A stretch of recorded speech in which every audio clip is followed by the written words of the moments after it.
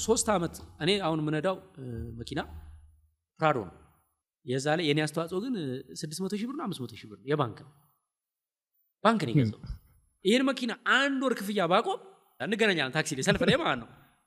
ምን ማለት ነው? በጣም ብዙ ሰው በ3 ዓመት ቢዝነስ V8 ሲነዳ ታየዋለ። እንትን ጀመርኩ ይልሃል፣ ፎቅ ጀምሬ ይልሃል፣ ፋብሪካ የሱ አይደለም። የፈለከውን አብርሽ እኔና አንተ እንውጣ በመስኮት የፈለከውን ዘመናዊ መኪና አስቁመን እስኪ ሊብሬ ያሳየኝ ባል የለም ባንክ ነው። የፈለገ ቢሊየነር ነው ማወራ ይኸውልህ ሁለት ነገር ነው ሳይገባኝ ቀርቷል።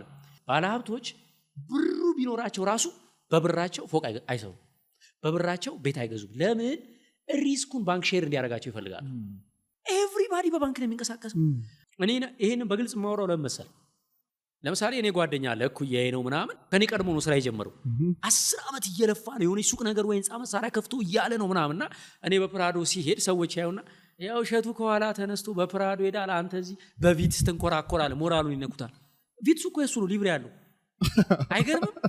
አይገርምም? የሆነ ችግር ቢገጥመው መሸጥ ይችላል። እኔ አልችልም። አይኔ ያየ ፕራዶ እንደቆመ ነው ችግሬን የምጋፈጠው።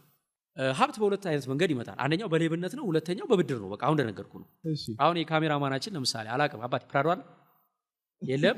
የራስ ምን አለ? የራስ ባጃጅ አለ የለም? በቃ እሺ ለምሳሌ ትመቻለህ። አሁን ባጃጅ ከሌለ አሪፍ ነው።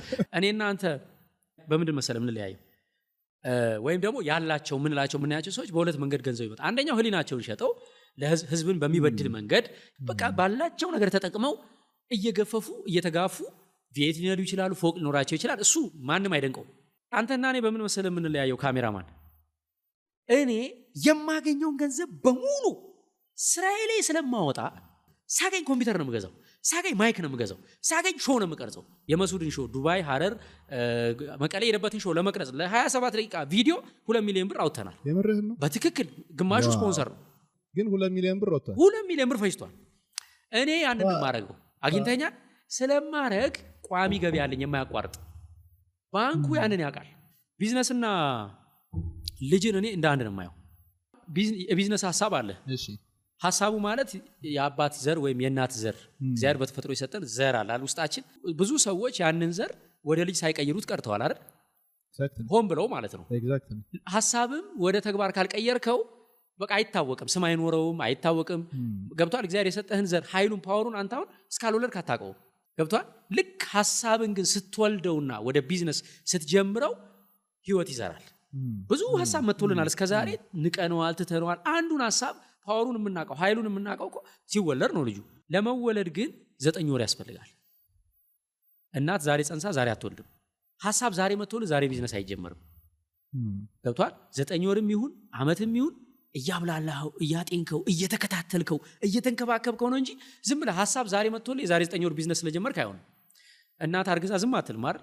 ዚንክ መድኃኒት ትወስዳለች አይደል? ትንከባከባለች። እንዴ ኤክስሬ ሄዳ ታየዋለች። አቀማመጡ ትክክል ነው ወይ ምናምን ክትትል እኮ ነው፣ እንክብካቤ ነው።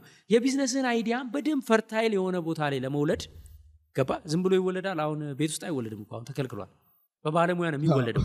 ቢዝነስኛ ዝም ብለን ነው የምንወልደው። የሆነ ቤት እንከራይ ሽሮ ያዋጣል በቃ እኛ ነው የምንወልደው።